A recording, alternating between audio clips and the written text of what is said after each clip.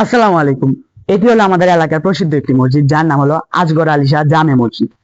এটিকে নিয়ে এলাকার মানুষের মধ্যে বিভিন্ন কথা প্রচলিত আছে।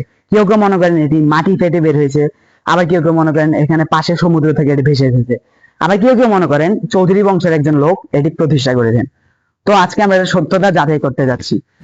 এই মসজিদটি এখন থেকে প্রায় 250 বছর আগে, অর্থাৎ 1795 সালে আজগর আলী চৌধুরী নামে একজন চৌধুরী বংশের ব্যক্তি তৈরি করেছিলেন।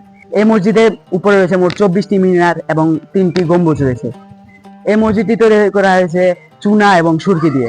এই মসজিদটি 10 শতক জায়গার উপর নির্মাণ করা হয়েছে এবং এই মসজিদটিতে ইমাম সাহেব সহ 31 জন নামাজ পড়া যেত।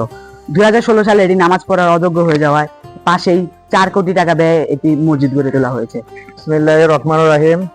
আমি আর এই যে আমার বন্ধু জালাল ভাই আসলাম। শুনলাম নাকি এখানে অনেক প্রাচীনতম একটা মসজিদ আছে, আজগর আলী মসজিদ। তো অনেক আশা আকাঙ্ক্ষা আর কি মসজিদটা দেখার জন্য আসলে আসলাম। দেখতে অনেক চমৎকার, এখানে সুকারুকার্য, মানে আপনারা না আসলে মানে বুঝতেই পারবেন না যে এত সুন্দর এত প্রাচীনতম মসজিদ একটা খালি শহরের মধ্যে, শহরের ভিতরে একেবারে খুব অসাধারণ। ঠিক না ভাই? ভাই খুব সুন্দর, কারুকাজগুলো আসলে এখন নষ্ট হয়নি। 250 বছর 250 বছর পুরানো, মানে চিন্তা করার মতো না।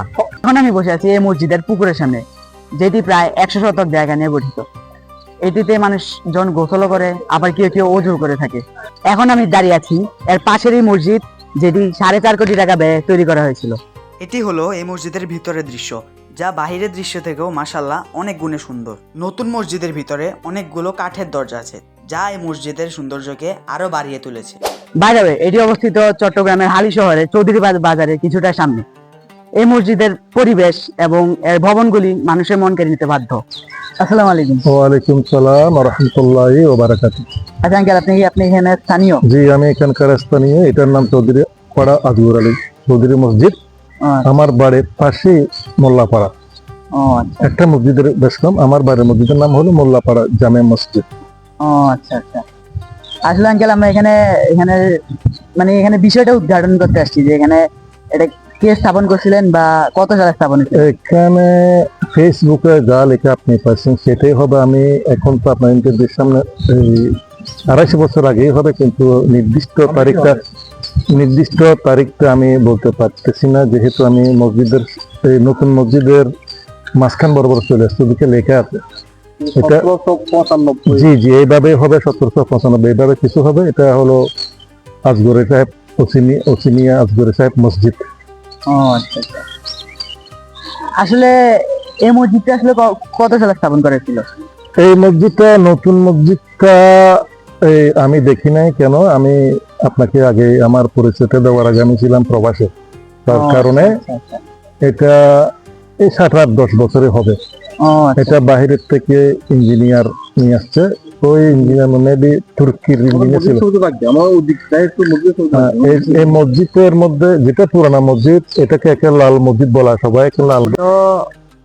এই মসজিদটার আপনি কি এখানে ছোটবেলা থেকে পড়তেন? হ্যাঁ, আমি আপনার বয়স থাকতে আমি এখানে নামাজ পড়েছি। এখানে নামাজের মিনার ছিল।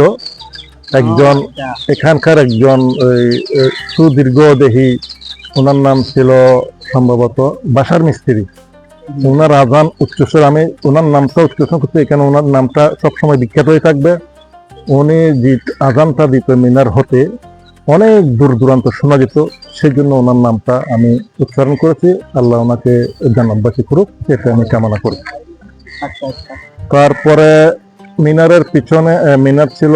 আমি মসজিদে নামাজ পড়ছি। নামাজের ইমাম সাহেব ছিলেন আমার যেটা মরহুম মাওলানা আমিনুর রহমান, মুফতি মাওলানা মোহাম্মদ আমিনুর রহমান সাহেব। উনি এখানে সব সময় নামাজ পড়াতেন। উনি ইন্তেকাল হওয়ার পর থেকে এখানে অন্যজনেরা এসে ইমামতির দায়িত্বটা নিয়েছেন। এটা এই মসজিদটাকে আজগর আলী সাহেব চৌধুরী মসজিদ বলা হয়। এই মসজিদে সব সময় এরাই তদারক করে থাকে, এরাই নিয়ন্ত্রণ করে থাকে।